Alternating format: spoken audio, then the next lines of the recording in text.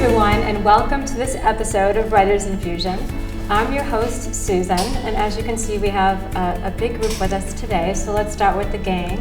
Dave, Jen, down here, Ed, Julie, and today we have our guest critiquer, Connie Mayo. Connie is the author of The Island of Worthy Boys, which is an awesome book. You can go to our website, conniemayo.com, but her link is on our website, and I highly recommend her book. And we'll have a separate interview with her posted on our website as well. So we're here with our author today, Karen Corsi. Karen wrote, we're reading an excerpt from a book called Hannah's Turtles. It's women's fiction, right? Yep. And so we're going to have Karen read the beginning. I want to point out here that we're not reading the entire thing because we have about 7 pages here, but you'll be able to read the whole thing online, and we'll critique the whole thing even though we won't read the whole thing out loud. Right. Okay. Sounds good. So Hannah's Turtles is a story about 2 women who develop a friendship through an autistic girl named Hannah. Chapter 1, Jennifer. The smell of fresh baking dough and Italian spices encircles my head like something out of an old cartoon, pulling me through the pizzeria door. An ear-piercing screech cuts through the wafting aromas, followed by a baby's cry. A second later, a foam cup with a plastic lid comes crashing to the floor, ice and liquid flowing everywhere. Instinctively, I look to where all the commotion is coming from, and I see her sitting at a table near the window in the back. She shifts her toddler from one knee to the other as she tries to get her older daughter to focus on getting back to eating. Cassie Mitchell, my potential client. A man comes out from behind the counter wearing a shirt with the name Joe stitched neatly along the top left pocket. I assume he's the namesake of the pizza place where we've agreed to meet. He doesn't look the least bit put out as he reaches for the mop and pail, carrying them over to the spill. Sorry, Joe, the woman apologizes. Hannah didn't mean it. I moved her cup to the other side of her plate because Katie was trying to grab a piece of her chicken tender breading. She just didn't want it there. I'm so sorry. No worries, Miss Cassie. I get it all cleaned up for Hannah, he assures her in his thick Italian accent. Careful not to step in his way, I take a minute before I attempt to skirt around the mess. The extra time allows me a closer look at this woman I may be working with. Despite the clear challenge of an active toddler and another child throwing a drink, she looks remarkably put together in an effortless, casual way. Fine blonde hair is pulled back into a bun at the nape of her neck. Wispy bangs and loose tendrils fall to frame her delicate features. She pairs a light blue peasant-style blouse with jeans and slip-on sneakers. Similar in age and style, my darker color choice of maroon blouse with black jeans rolled to just above the ankles and black ballet flats enhances our contrasts. Where her look is light and airy, mine is what people might call earthy. My chestnut hair flows long over my shoulders, and despite the hairdresser's assurance that the layers would allow for movement, it just comes across as bushy. My violet blue eyes are unique in that 1/4 of my left iris is brown, a fact that I've embraced more as I've gotten older. It's the only feature that adds interest to my otherwise ordinary looks. I reach the table, and she looks up with a welcoming smile. Hi, I'm Jennifer O'Shea, I introduced myself. You must be Cassie Mitchell? I am, she responds. Forgive me if I don't get up, but I'm finally getting them both to eat, and that's a huge accomplishment. Please, join us. Thanks, I say. This must be Hannah. Hello, Hannah. Hannah continued to peel the breading from her chicken tenders as if she didn't hear me. Hannah, look at me, her mother directed. Once she had eye contact, she continued. Say hello to Miss O'Shea. Hello to Miss O'Shea, Hannah repeated the words like a parrot and went back to peeling the breading from her chicken. You can call me Jen, I tell them both, again not getting any response from Hannah. Sorry you walked in on all this. I moved Hannah's drink to the other side of her plate so grabby little fingers couldn't reach it, she says as she lovingly nuzzles her baby's neck. And she threw it. It's not meant to be fresh. In Hannah's mind, the cup just didn't belong there. I'm glad the place isn't crowded at the moment. I try to plan eating out when there aren't many people around. Unfortunately, most people don't understand. I get stares or comments under their breath about if that was their child, what they would do. Sometimes I just want to scream that she's not being bad. She is autistic. Well, I understand completely, and you won't be getting any evil eyes from me, I reassure her with a smile. Food is definitely one of her issues, as I'm sure you can tell, Cassie laughs slightly. I'm certain she is trying to make light of what must be a daily battle. She loves the chicken tenders from Joe's, but has to peel the breading off. I tried to order them without the breading, but she won't eat them that way. She will only eat the chicken tenders from here, but I have to stop on the way and get her fries from her favorite fast food place. I'm so glad Joe here understands and lets us bring them in. Anything for my friend Hannah, Joe says as he hands Cassie a fresh cup of soda. Do you know how hard it is to find a place like this? You are the best, Joe, Cassie quips.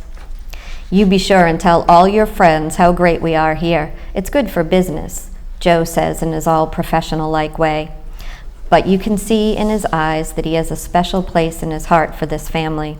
It should have been my first indication that they were going to be more than just clients to me as well.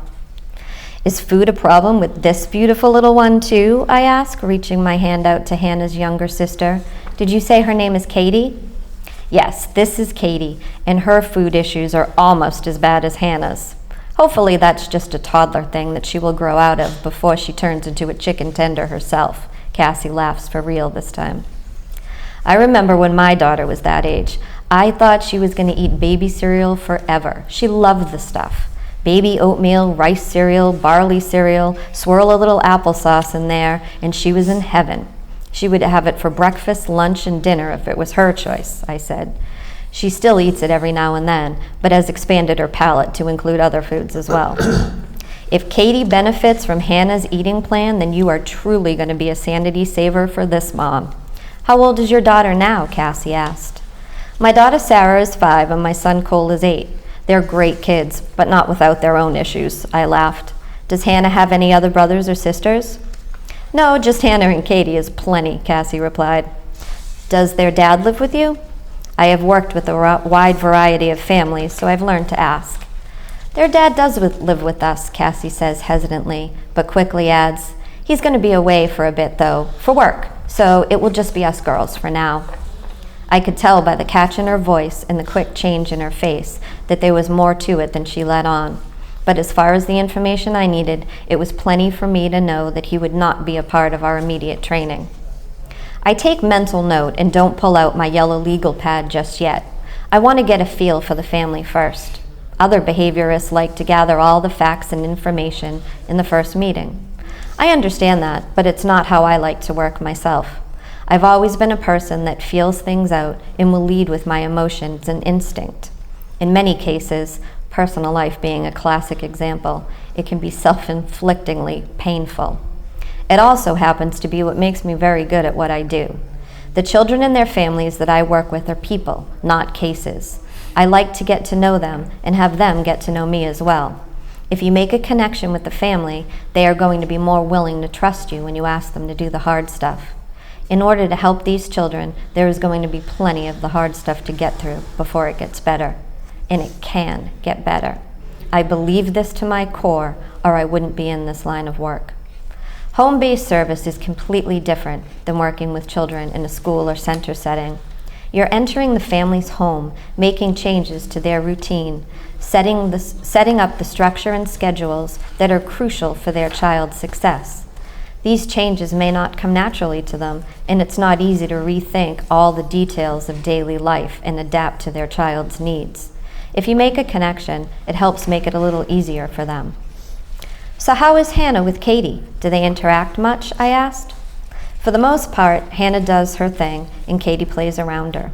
Hannah has her self-stimulatory behaviors, or stims, that she does when she's excited or anxious. She flaps her hands and likes to shake her head from side to side real fast. Katie thinks this is hysterical and laughs herself silly when Hannah does it. She even tries to imitate her, and I know that I should probably be worried, but it's just so damn cute I end up laughing right along with them.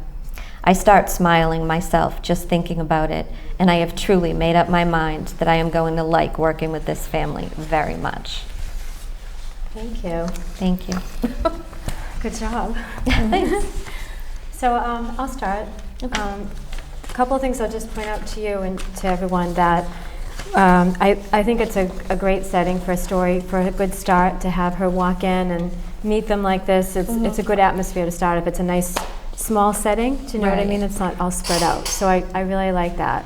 And you've got good characters here to work with, and they're interesting. And and of course, I want to learn more about what's happening with them. So now, as I comment, this is always posted on our website. So you'll get, all of us give our own comments on what you're doing. So because there's so many of us to give you some feedback, I'm not going to go into all the nitty-gritty unless we have time. Okay. But there are just you'll just see that there are some changes I made just to try to tighten up the language a little bit. So Okay. I'll just mention that here. So I guess the first main thing that I'll start with, and then someone else can go next, is that whenever you're in a scene and you're meeting people, you always want to make sure that you're keeping us right there with them. We're meeting Cassie and Jennifer, but Jennifer's coming in to meet Cassie for the first time, and they're having dialogue with each other. Right. I never want to be pulled away from that. Okay. And there are a couple of places where that happened. On the second page, where there's a whole paragraph here that describes what they both look like. Okay. That's a big info dump, and it's interesting, but Okay. it pulls you right out of the moment. Okay. If you want to leave one sentence in there about she looks harried or her hair's in a bun or however it is, it's okay for one, and maybe the other one ends up flipping her pony, and that's how you know she has long hair. Okay. But it's not necessary to go into a huge paragraph on what they look like and how they're dressed. It's something that maybe when the drink spills, it spills on her jeans. Well, now I know she's wearing jeans. So Okay. you can weave that into the story without having a whole paragraph describing it. And I know we see this in books a lot, and that people do that, but it's really not the best way, especially at the beginning, because you want to draw us right in. And when you have a larger paragraph like that, even though it's written well and it's nicely written, it's too much. Okay. And the second place, there are two other places I saw that, but one you didn't read. The second place was, it's my page 5, but it's near the very end that you read, where, actually that's not true, where she just finds out that their dad lives with us, but he's taking off for a while. And then she starts saying, is it Jennifer, I take mental note and don't pull out my legal pad just yet. I want to get a feel for the family. I've always been a person. She tells us all about how she works. Okay. We don't need that. That's all Jen will say backstory. And that Okay. just takes you right out of the story. Okay. That's information that a lot of us will just find out as we read the story. How does she work? And frankly, if she's not taking notes, I mean, we'll learn about her style as we get to know her. So you don't need that whole intro at the beginning. It pulls us. By the time you're done reading it, you forget all about what they were talking about. Okay. I Right. did. I definitely Right. did. I had to Yeah. go back and say, wait a minute. Where were So we? Right. again, even though it's written nicely, it's not the right place for it. It's something that you can disperse throughout the book, and at least throughout the beginning. Okay, that makes total sense. And I'm going to stop now because I'm hogging up the time. Yeah, Connie, why don't you go next? That's right. So this is a subject matter that's very current and interesting, and I was glad that you chose it as a topic. I think that the characters, it's not that they lack dimension, but they're very nice, right? And I sort of wanted something else to hook me, because this is the beginning of the book, and so I really wanted to be intrigued by something that was maybe contradictory or about these characters. And I see there's a piece of the summary that we didn't read, but there are interesting things about these characters. And the one interesting thing that you keyed into was Cassie's husband, but Jen's got some interesting things too. And yet she just seems sort of so perfect. Like I had trouble. I had trouble getting emotionally involved with her, and I thought, not that I'm suggesting you do this, but one thing that would have really brought me in, which is an extreme example, is when she says, oh, and I see this woman, and Cassie Mitchell, my potential client, I wondered if I had time to pop another Xanax.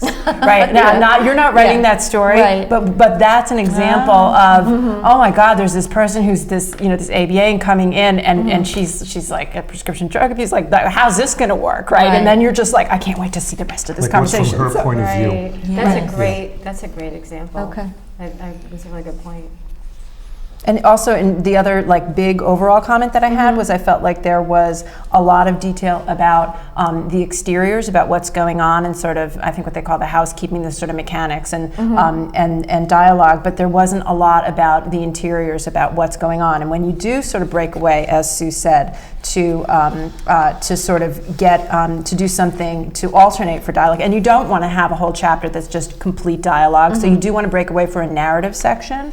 But the narrative sections, here, I felt like that the 2 paragraphs, the second one that Sue had mentioned, it really almost started to read like a brochure, and it was very instructive and a little bit preachy. But I do want to know what's going on. I do want you to sort of break from the dialogue at that point, and then tell me something interior about Jen, and make her sort of let me know a little bit more about her as a person, and not just about the job that she does.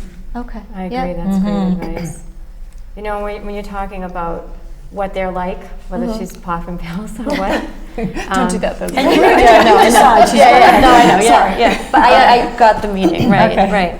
And when we're bringing out their character, as Connie was saying, I think their language is a little bit too, not stilted, too formal. Okay. One easy way to fix that, and I do this all the time in my writing, or I used to, where instead of writing can't, I write cannot. Instead of writing I will, you can write I'll. Yeah. I am, you can write I'm. You can add in a contraction. And that's something you can do after when you're editing. Right. But that's one easier way, unless you're dealing with someone who's a foreigner and they're not used to using contractions. But try to take a look at the language, and I tried to mark it up a bit. Okay. And just make it flow. It's not the way people talk to Right, each other, it's just right? a little It's too more stilted. casual. It's Okay. right. Well, I can What's give you. funny I is actually you wrote. read. I actually good. wrote the word stilted. Sorry, I just have to stop. I wrote that. That's the word of the day, folks. No, and it's not like it's not right. it's not a pervasive problem. But I wrote this in one place where she says there's so Cassie's talking. Hannah has her self-stimulatory behaviors, or stims. Like nobody talks like that. But she Right. could easily say, and I think that I'm guessing that when you were writing this, you were thinking, well, if I just say Hannah has her stims, maybe people reading won't know. And I would say trust your reader. If they don't know, they'll get it from context. That's why I put that back in there. I had it no, out. I had it out. I That's a did, good yeah. one, yeah. Because no, I agree with what you're saying. Well, what's funny is that you did write not contractions, but when you were reading it, you read them as I contractions. read them. Oh, Yeah. I did Because I noticed that too, and I'm like, oh, wait a minute. Oh, but she read. She contracted. Right. Oh. Out loud. So that's funny. Yeah. So, because that's how people speak. Right.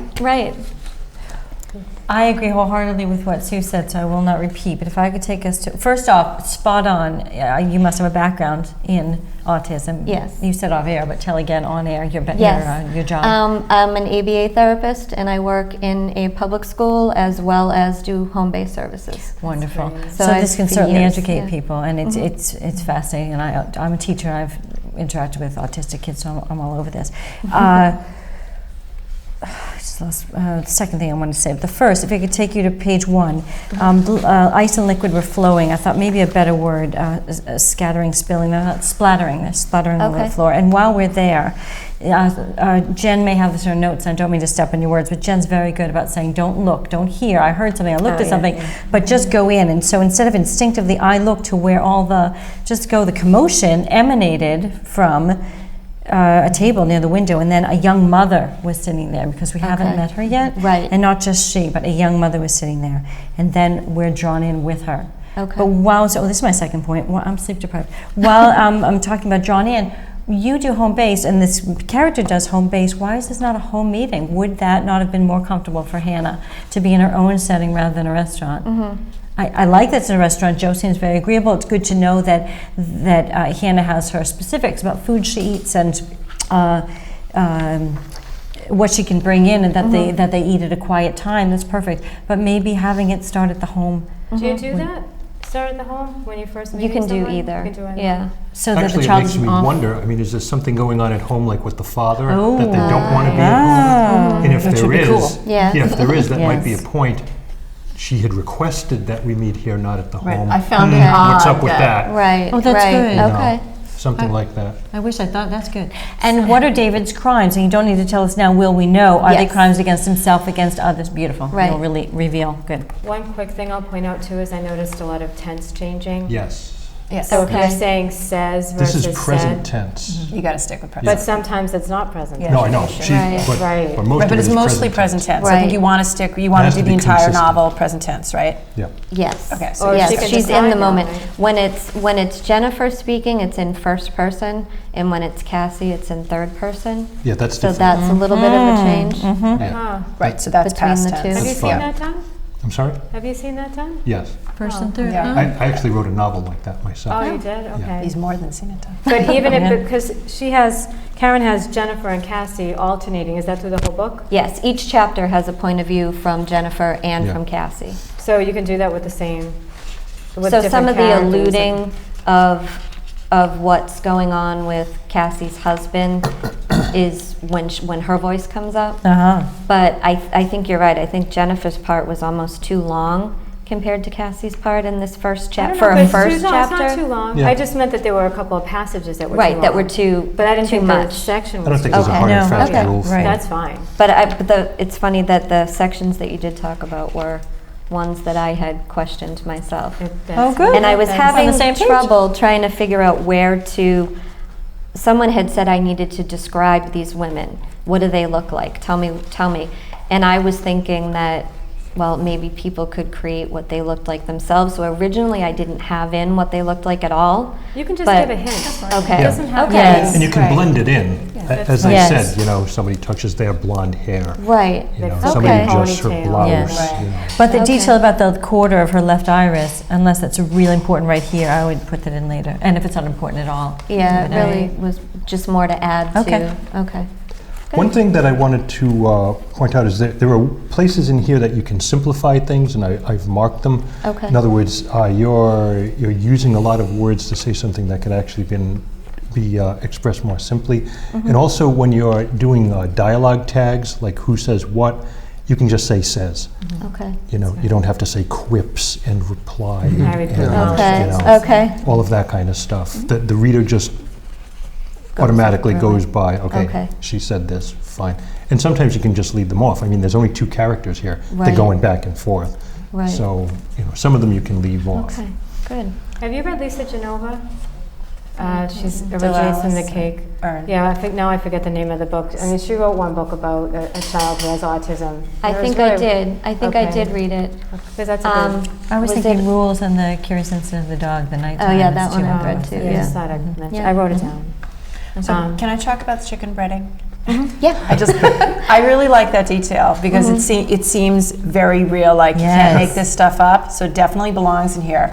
I think it's one of those things that you really want to mention sort of once, and I think you mention it, there's sort of mention of the breading sort of 3 times, and I think the place where I would keep it is when she explains to, when Cassie explains to Jen, I wish I could Why find they come it. to this restaurant. Yeah, we come to this restaurant, she's got to peel off, and I've tried to get her the stuff without the breading and so forth. But it sort of gets mentioned a bunch of time. The first time is that Katie's trying to grab this, and there's just a lot of mechanics explaining this. So I really liked it. I just wanted it in the explanation. We come here because. Okay. Dave, we haven't heard from you. Well, and I don't want to run go out of ahead, time. give it a shot. Okay. You've really approached a very difficult topic, autism. My wife is a psychologist, and she got the quote from a parent of an autistic kid that says, "Where does autism stop and bratty begin? At what point do you stop the kid from throwing the plastic cup?" I find myself in a very difficult position because I would lose my temper. Somebody dealing with autistic kids has to be a saint, an absolute saint.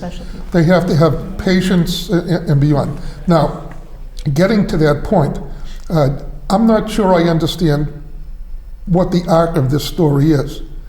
Is it the successful treatment of Hannah? Is it Cassie's treatment of Hannah? Is it, what's the other one? Is it Jen's treatment of Hannah along with the difficulties with her husband? There are so many irons in the fire here. Initially, in this first 5 pages, I don't know where we're headed. It's a confusion to me. There are too many superficial, extraneous things like the extended descriptions of the characters. the main Jennifer was described here, and the psychologist was described 3 times as much. I'm wondering about the self-indulgence. Okay. It really felt overwhelming, her self-appraisal. And then I agree with, I think it was Sue, it's table setting when you explain what she's going to do and how good she is. She should do it, and we should come away with the feeling that she really knows what she's doing. Okay. You know, you have to show us her in action. Don't tell us what to think. And that's where you really earn your writing chops, for us to understand, to live with this individual, and either root for or cheer on or hope that things work out. Right now, we're being led around way too much. Okay. Allow it to happen. I can say from personal experience, these people have suffered with me. The first 10 pages may take 15 efforts to get right. I thought you were Right. 15 years. 15 years is maybe closer to the, but I know through fact, and these people have lived through my first 10 pages for 4 years now.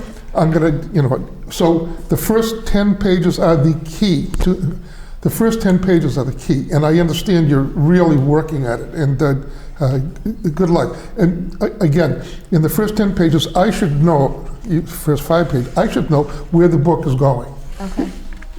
Is it autism? Is it the mother dealing with autism? Is it the psychologist dealing with autism in the family? Is it the psychologist also dealing with her own personal problems? You've thrown an awful lot onto the fire, and right now I am jumbled, along with 6 names. I am name deficient. Okay. I suffer with name deficiency, and it's true. I had to sit, as I was reading, I had to make a list and identify as I was reading. Now, they're all not in these pages, but the reader has to make note of it and store it away, so when they pop up later, you'll know where they came from. And I think a fix for that is you don't have to name the other child at this point. It could be the baby, the younger sister, or whatever. So you could just eliminate one from the mix. And Right. I too, when I'm reading, I don't like to get too many characters all at once, because then I just work at trying to keep them ordered, and then I lose what I'm It's supposed to be doing. overwhelming. I Yeah. wanted to know how old Hannah was, though, right away, because unless I missed it, good point. I Yes. had Yeah. no picture in my head as to whether she was 3 or That's true. 12. Right? Okay. Is she So doing that's- age appropriate Right. stuff Right. or not? So And that's one important detail that you need right up front when because the baby, you can picture a baby. Right. But Hannah, I had no idea. Okay. That comes in when Cassie talks. Need to know it it right says, away. but that's too Yeah, late. right I away. understand. Yeah. Just to get the picture. Yep. Yep. Okay. Right, so I'm telling you to move stuff later and then move stuff up. not to be That's confusing. all right, I can do that. I can do that. All right, awesome. One finger, delete. Delete, Yeah. delete. Not the whole Right, thing, or right? hide No, oh gosh, no. You know, I A know. lot of it's Yeah. just moving. Yeah, I Right, have a lot right, of suggestions switching. on how to, Excellent. I don't know how much time we've got left. Probably have about 30 Uh, seconds. 30 seconds, yeah. I don't know what page it is on yours. A man comes out from, don't say a One man. first. Say the pizza owner, or Joe, the owner of the, don't be coy. Okay. And you say another time, a woman. Well, don't say a woman. Give her name and her position in the story. You just unnecessarily coy. Okay. I did a lot of. Take control of the I did story that. yourself. Okay. I mean, don't be afraid to do it. Okay. If you go through all our comments too, you'll see that. I mean, I You marked see it how up. foolish we are. Excellent. Yeah. But you'll it's see not- consistency. So you'll see Right. places where Dave and I completely disagree on everything. But you'll see some things that all of us agree, and I'm sure we all agreed on those paragraphs that you mentioned Right. where Yes. they pull you right out. Of course. So, well, I agree with everything with Sue you. says, Right, and I'm I with disagree you. with everything Dave says. So this is how we get That's the along. way, that's the way it works. We have That's to the way wrap it it up. works. And I'm so always- sorry. I understand. So, Thank you so Thank you much. so much Thank for you. coming. We really you. appreciate Thank you giving for us the a chance opportunity. to Thank you for read sharing your this. story. Thank you. It's I want to really hear about great. those turtles. That's right. And thank you. I know, thank you to the turtles. Connie, Thank you're awesome. Thank you. Yes, thank you. And thank you to everybody for joining us for this episode of Writers Infusion. We will see you next time. Keep writing.